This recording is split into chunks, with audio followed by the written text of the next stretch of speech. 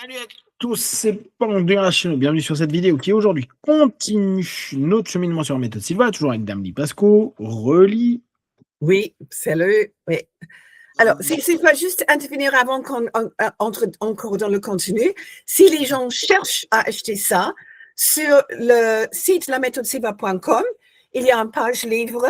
Là, vous descendez, vous pouvez voir un descriptif de Silva pour les décideurs et il y a un lien pour acheter directement de l'éditeur, le Hameau. D'accord? Oui, c'est très bien. Oui. Ouais, bonne idée. Donc, n'hésitez pas à passer sur livre. Ok, attendez, je vais partager l'écran pour que vous puissiez voir. Hop. Hop, ça va être celui-ci.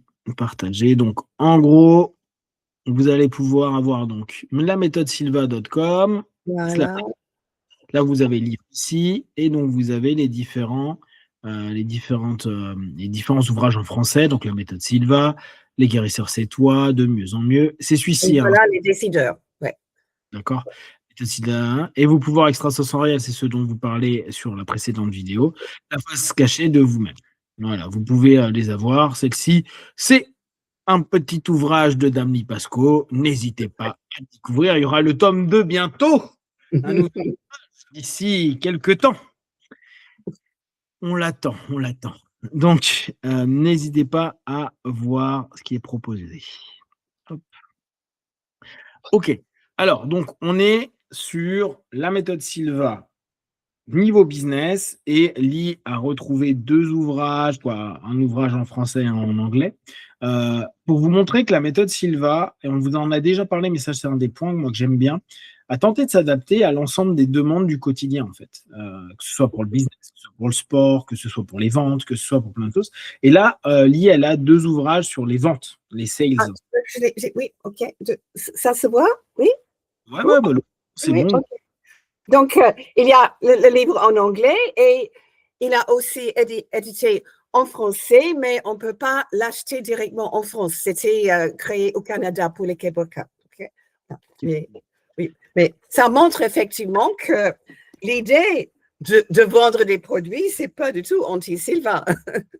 Ouais, mais si tu avec l'idée, cherche comment tu peux rendre service à ton client. Oui.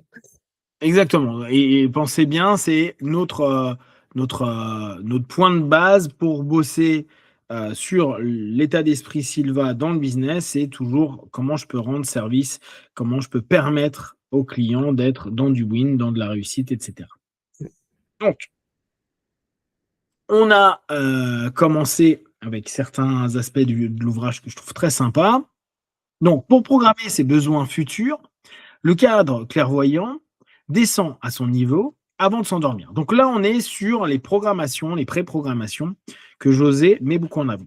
Dans l'ouvrage, vous verrez que c'est vraiment, quasiment dès le début du bouquin, un élément qui met en place. Donc, il met en avant le fait qu'on doit avoir un monde intérieur orienté business et avec tout un travail qu'on va faire pour préparer la réussite, préparer des meilleurs entretiens, préparer des meilleures rencontres, préparer à trouver les bonnes équipes, préparer à mieux vendre, préparer à plein de choses. Il y a bien sûr, vous n'allez pas rester dans votre tête, donc il faut le mettre en action. Donc ça, c'est le côté objectif.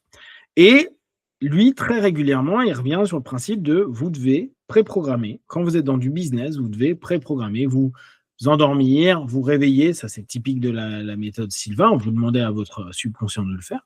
Et au moment où c'est optimum, pouvoir programmer ce que vous attendez.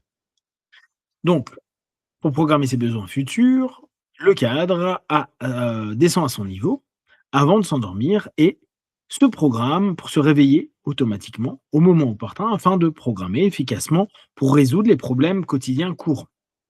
Donc, cette notion, elle est intéressante parce que là aussi, il insiste énormément dans le bouquin. Être un businessman Silva, c'est quelqu'un qui cherche à résoudre des problèmes. Et vous verrez, il revient sur le coffee break. Je l'ai surligné. Il fait un long blabla sur le coffee break. Donc, mais pour lui, c'est quand on fait du business, quand on est Silva, notre but, c'est résoudre des problèmes. Résoudre des problèmes, c'est-à-dire, si ma boîte ne fonctionne pas d'un point de vue business, qu'est-ce que je vais faire pour qu'elle fonctionne? J'ai un problème avec un de mes vendeurs ou j'ai un problème avec un de mes collaborateurs, comment je vais faire pour résoudre mon problème? Et pour lui, la programmation est quelque chose d'essentiel. Dit autrement, le mot programmation peut peut-être un peu vous turlupiner. Comme on disait sur la précédente vidéo, c'est la notion de communication subjective.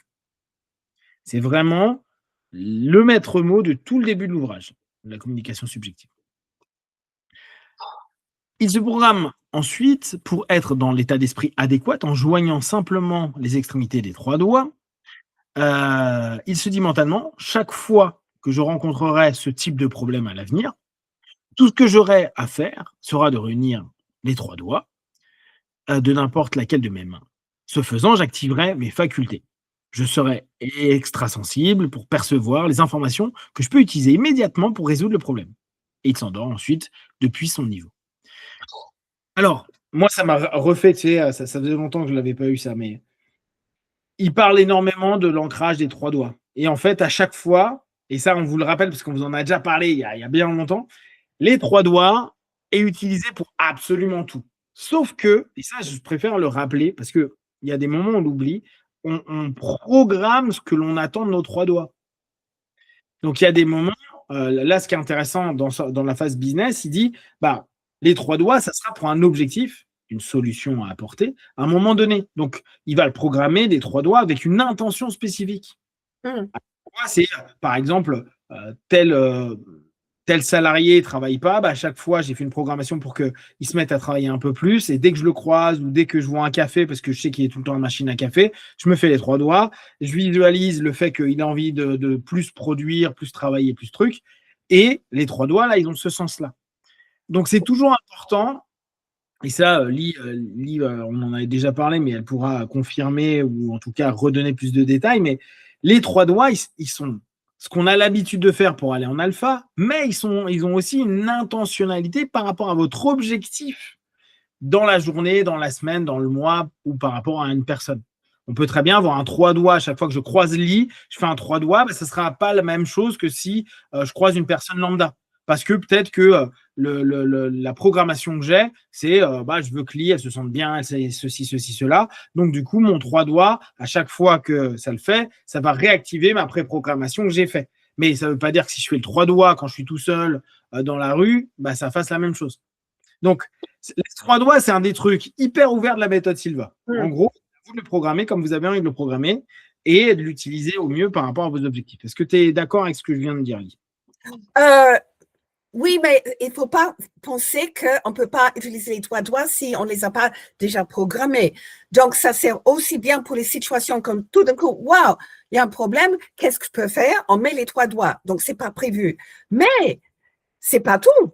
Il faut aussi, justement, faire ce que tu as déjà dit. Si on sait qu'il y a une situation qui va venir et on veut activer notre mental au maximum, donc on peut littéralement programmer les 3 doigts pour cette occasion spécifique.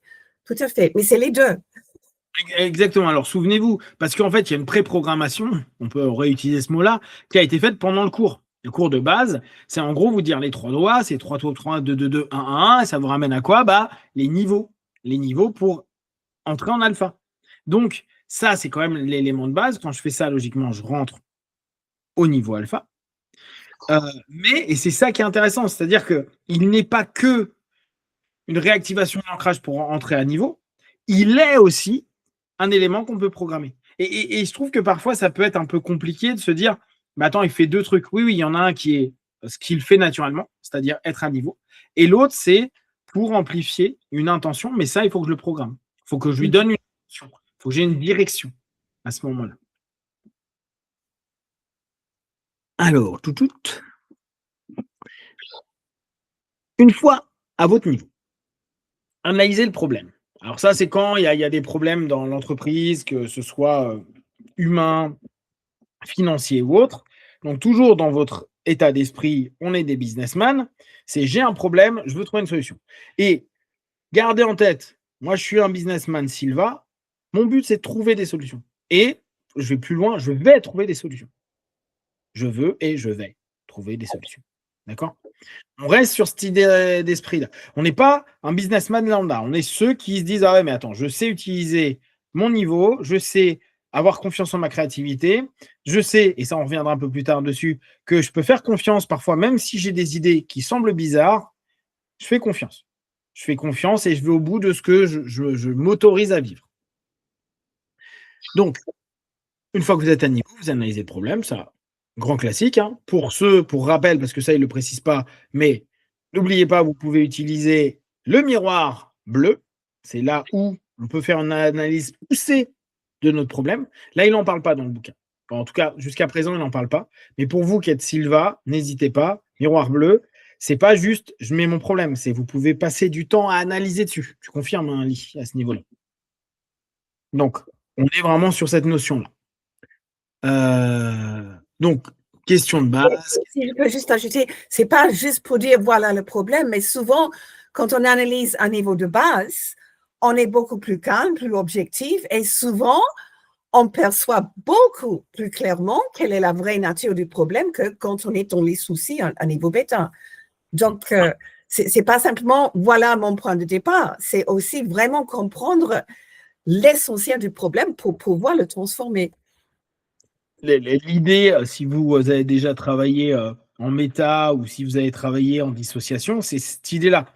Quand on descend, quand on entre en alpha, on a ce qu'en hypnose, on appellera un état potentiellement dissociatif. C'est-à-dire qu'on prend une distance par rapport à l'ici maintenant pour rentrer dans une focalisation qui est en interne et qui, du coup, donne non pas le rapport psycho-émotionnel de l'instant T, mais justement cette mise en recul, ce changement de perspective qui nous permet et qui nous offre l'opportunité potentielle de trouver des nouvelles conditions pour observer le problème et donc pour trouver des solutions. Donc, qu'est-ce qui est en jeu? Qui est impliqué? Convoquer le ou les personnes impliquées et clés concernées par rapport à la problématique. Voyez chacune d'elles tour à tour, subjectivement, dans votre imagination, discutez du problème. Imprégnez-vous de la position de cette personne sur là ou les questions en cours. Alors, ça, c'est un élément que je trouve intéressant. En gros, si on est en train de faire une réunion en interne avec les différentes personnes qui posent problème, on est toujours dans ces stades d'esprit business, on se dit qu'on est une entreprise, un groupe, une cellule, qu'importe comment vous allez appeler ça, qui a besoin de trouver des solutions. Or, il se peut que pour plein de raisons, les plannings qui ne correspondent pas, vous n'arrivez pas à vous croiser au-delà de la machine à café, etc., vous disiez, ouais, mais là, il y a lui, ça pose problème, et en même temps, ils doivent avoir eux-mêmes leurs besoins, ils ont eux-mêmes leurs attentes, etc. Donc, il fait une espèce de réunion subjective dans laquelle il va se mettre à écouter et à se mettre à la place d'eux, ce qui est assez intéressant comme concept, pour en même temps comprendre dans quelle position se trouve la personne, et en même temps, voir avec cette perception-là, quelle solution, quelle réponse, quelle attente il peut y avoir par rapport aux autres, mais aussi par rapport à lui, nous, en tant que manager ou en tant que collaborateur, etc. Donc là, on fait quoi? On fait ce que Lee disait sur la vidéo précédente, on se met dans les chaussures de l'autre. On se met à percevoir, à écouter, et là, on fait confiance à son intuition, à ce qui pourrait venir, et on connaît suffisamment nos collaborateurs pour avoir une dynamique, une réponse. Cette notion de réunion, un petit peu, tu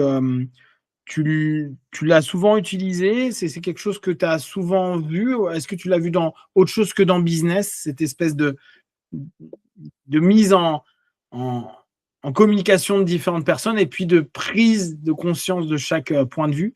Tu l'as vu dans d'autres parties de la méthode Sylva ou vraiment... En fait, le nom ne me revient pas tout de suite, mais même avant que Sylvain ait un cours pour le public, c'était connu, il y avait un certain businessman américain, mais vraiment célèbre, multimilliardaire, voilà. Et lui, il a confié en fait que chaque fois qu'il avait une réunion, avant de faire la réunion, il s'est mis dans une pièce toute seule et mentalement, il a déjà commencé la réunion. Il a parlé aux gens, il a imaginé ce qu'ils répondaient. Quelqu'un, en fait, qui le connaissait, l'a même entendu parce qu'il parlait à haute voix. Mais toute seule, qu'est-ce qu'il fait? Et après, il dit, mais qu'est-ce que tu... Et il a expliqué, justement, je prépare la réunion. Et comme ça, j'ai déjà une idée de ce que les gens vont me dire et j'ai déjà une réponse que je sais que je peux leur donner. Donc, quand ça me revient, je vais te donner le nom de cette personne. Mais je crois que José, justement, s'est fait inspirer par des gens comme ça. Et alors, même si nous, on n'a que 2 conseillers, par exemple, on peut avoir des invités. On peut avoir plusieurs invités. On peut faire la réunion juste en alpha ou on peut faire dans notre laboratoire, si on veut bien. Et je trouve que c'est important parce que pour beaucoup de gens, la communication subjective, c'est comme une publicité, si tu veux. Donc, je veux convaincre l'autre personne. Je veux leur montrer ce qui est bien pour eux. Mais c'est pas une présentation subjective, c'est une communication subjective. Donc, on peut avoir un retour. On peut présenter quelque chose et on peut demander subjectivement mais qu'est-ce que tu en penses? Est-ce que ça répond à tes besoins? Est-ce qu'il y a autre chose que tu veux? Et là, c'est hyper, hyper constructif. Moi, je trouve que ça peut aider beaucoup de personnes qui projettent. Il y a beaucoup de personnes qui se créent de l'anxiété parce qu'ils disent oui, mais lui, il pourrait me dire ceci, il pourrait me dire cela. Et à la limite, pourquoi pas? Tu as une compétence à imaginer ce qu'ils peuvent dire, mets-toi en alpha et fais une communication. Imagine que tu vois ce qu'ils pensent, vois ce que tu peux répondre, vois aussi les limites de tes réponses, vois peut-être les questions que tu peux poser pour qu'ils t'aident à trouver une réponse. Commence à créer un scénario. Et on revient beaucoup sur ce principe de préparation. Il y a beaucoup de choses que l'on fait qu'on ne prépare pas, parce qu'on se dit c'est bon, je vais improviser, je vais le faire. Et on peut être très bon en impro, il n'y a aucun problème là-dessus. Préparation, quand déjà, et là on revient sur ce côté inner, interne, se fait en se disant, voilà, il pourrait y avoir telle option de réponse, il pourrait y avoir telle critique, il pourrait y avoir telle attente de ces personnes-là.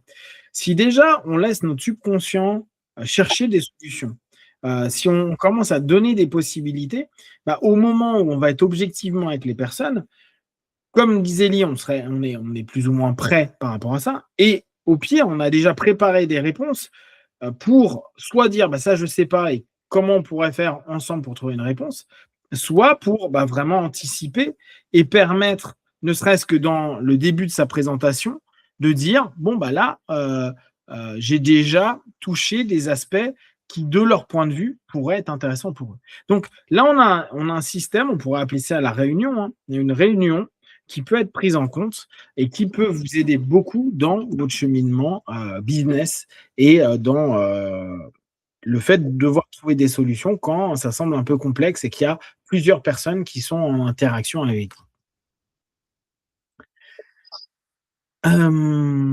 Au lieu de préprogrammer une communication subjective avant une réunion pour vous aider à résoudre le problème, préprogrammez le fait qu'il vous suffit de prendre une profonde inspiration, de la bloquer un instant ou deux, puis de l'expirer lentement. Lorsque vous ferez cela en joignant les 3 doigts, vous activerez vos mécanismes de détection subjectifs et objectifs pour vous aider à prendre la bonne décision et à proposer des suggestions adéquates et à dire ce qu'il faut au bon moment afin que chacun bénéficie de votre intervention.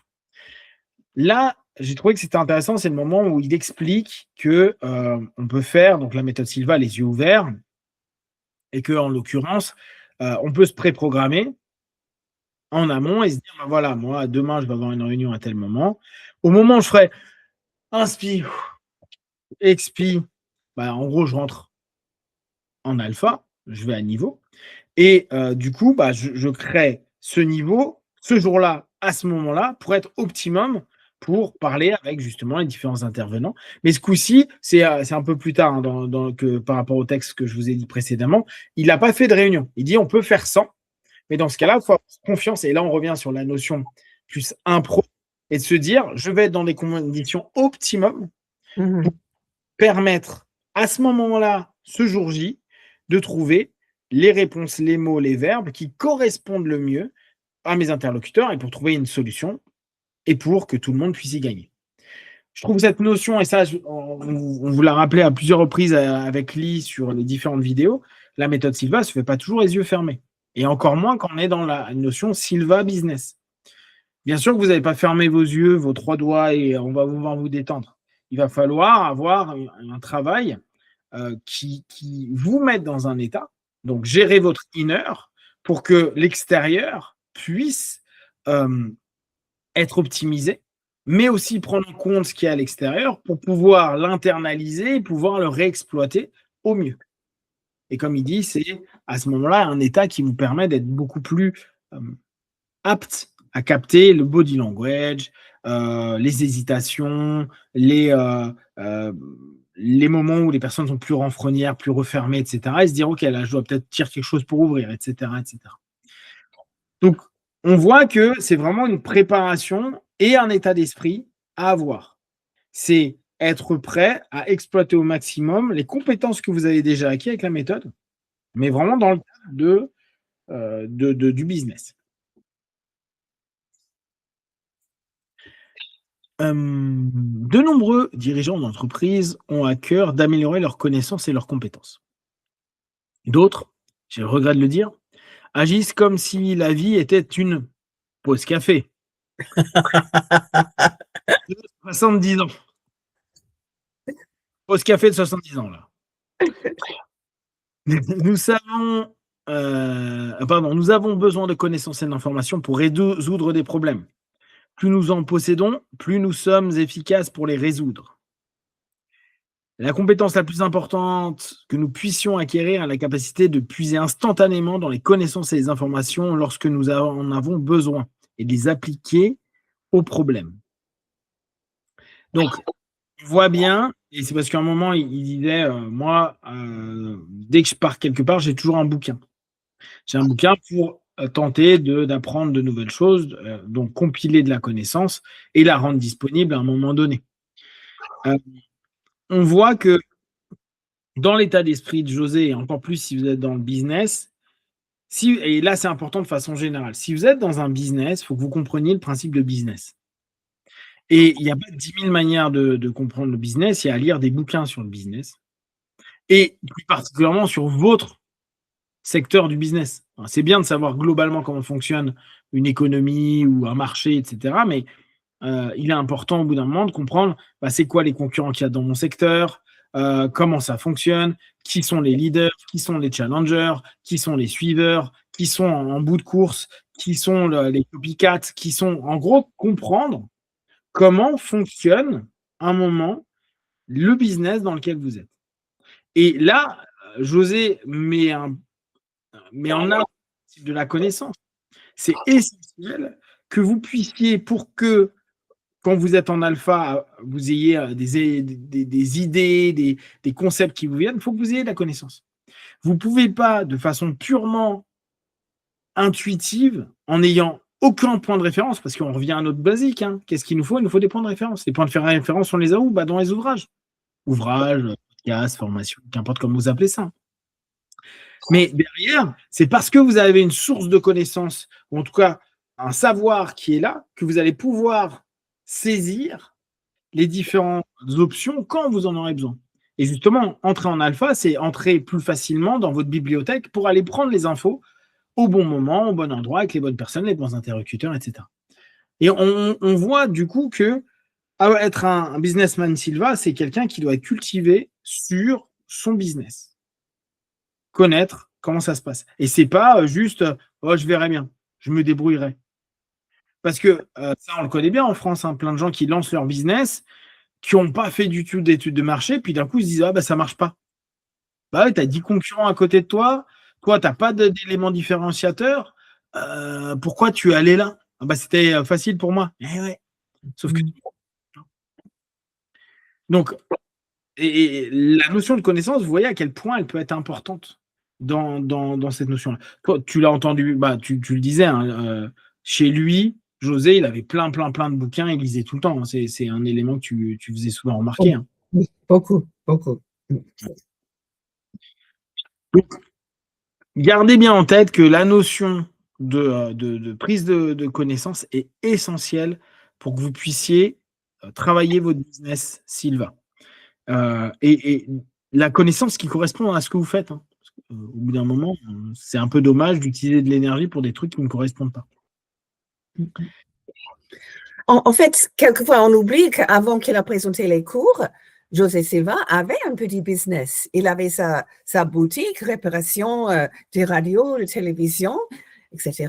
Donc, il était quand même habitué. Mais il a eu quand même, en point de quelqu'un qui donne des séminaires, il a eu 2 idées business que personne n'avait fait auparavant, de ce que j'ai compris. Le premier, c'était qu'on pourrait revenir et répéter le cours gratuitement. Alors, tout le monde disait, mais c'est impossible, tu vas pas revenir. Mais en fait, c'était une sorte de publicité extraordinaire. Et le deuxième, effectivement, c'est si à la fin du cours, tu n'es pas satisfait, on te rembourse. Donc, tout le monde croyait que c'était trop risqué, mais en fait, le public a adoré ça. Et c'était un très bon idée business. Ah ouais, c'est excellent. Et d'ailleurs, aujourd'hui, c'est commun. Combien d'académies disent ah, vous pouvez revenir faire le cours, etc. C'est vrai, pour l'époque, je sais beaucoup osaient faire ça. Là, on parle de 66. Donc, quand même, ouais, c'était osé. Hein. Et effectivement, il avait des super intuitions business. Hein. Il était bon là-dessus. Hein. On le voit dans son histoire, dans sa manière d'appréhender. Justement, pour revenir sur le point de la connaissance, il s'éduquait pour essayer de pouvoir vendre des choses. Par exemple, la radio, tout ce qui a été associé à la radio, souvenez-vous, hein, c'est grâce au cours qu'il a fait pour quelqu'un d'autre. Mais c'est lui qui a appris le cours. C'est pas lui qui a eu le diplôme. Mais il n'a pas pu prendre les longues pauses café parce qu'il avait 10 enfants quand même. Il a pu gagner de l'argent. Lui, il en avait besoin, ouais. Alors, la compétence la plus importante que nous puissions acquérir est la capacité de puiser instantanément dans les connaissances, les informations lorsque nous en avons besoin et les appliquer aux problèmes en question. Donc, gardez bien ça en tête. C'est vraiment la notion de disponibilité de l'information. Aujourd'hui, à l'inverse du moment où de José, aujourd'hui, on a Internet. Donc, de l'info, on en a plein. Et je pense qu'aujourd'hui, si on est un Silva Business, on doit penser à bien sélectionner son information. Aujourd'hui, c'est facile. Avoir l'information qui est judicieuse, juste, et qui va donc nous permettre de résoudre des problèmes. Notre problème, pas le problème de monsieur et madame X, notre problème pour notre boîte, pour notre business, c'est un autre travail, c'est complexe. Aujourd'hui, c'est la sélection d'informations qui est certainement plus important parce que la connaissance, elle est là. Maintenant, il faut sélectionner la bonne info pour avoir les bons retours. Donc, gardez bien ça en tête parce qu'il insiste énormément sur le connaissance, la savoir, etc. Si, là, aujourd'hui, vous avez un business et que vous dites, là, en fait, en termes de connaissances, il manque des choses, c'est pas grave. Apprenez. Prenez du temps pour vous former, vous éduquer, comprendre, développer. C'est pas grave de se dire il me manque des trucs, mais c'est un élément qui sera essentiel et qui va en plus vous donner une légitimité, va vous donner confiance en vous, va vous donner une façon beaucoup plus clean de vendre vos produits, vos idées, vos concepts, parce que les gens vont dire ok, il sait de quoi il parle. La pire des choses, c'est quand on négocie avec des gens où on se dit mais il ne connaît rien à ce qu'on est en train de parler. Est-ce que tu as quelque chose à rajouter avant la fin de ce petit podcast? Non, pas pour le moment, c'est bon. Ok, donc on a du temps de bien explorer tous ces domaines, donc c'est bien. Ouais, on va continuer donc à prendre des parties de bouquins comme ça. Vous verrez, il y a pas mal de choses très sympas. Il y a des parties un peu plus longues que j'ai prises. Si vous avez des business, si vous voulez réfléchir un peu business, n'hésitez pas à nous envoyer des questions. Comme ça, on verra si avec Lee, on peut vous aider là-dessus en restant toujours dans le business Silva. Et comme d'habitude, tout ce qu'on propose, ne prenez que ce qui est bon et juste pour vous. Testez, observez, analysez et concluez. À très vite. Merci Lee. Ciao, ciao. Ciao. Merci.